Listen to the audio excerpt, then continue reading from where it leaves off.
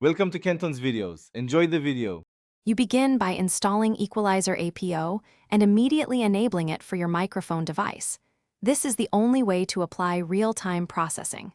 Once done, open the configurator as administrator, tick the exact capture device name, and reboot or restart the Windows audio service to activate changes.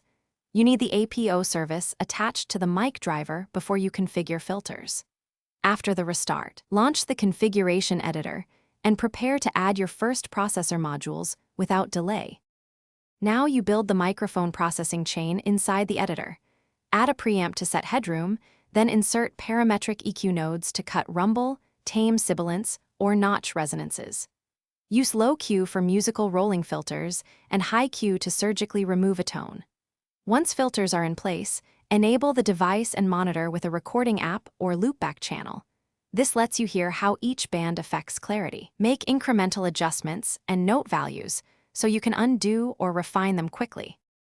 Finish by saving your configuration and making sure Equalizer Apo is set to load on boot so the microphone chain is always active.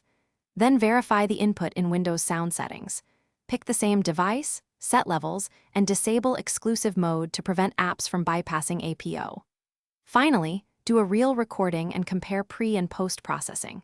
If you don't hear changes, reopen the configurator, confirm the exact device is checked, restart the system, and that usually resolves selection or permission issues.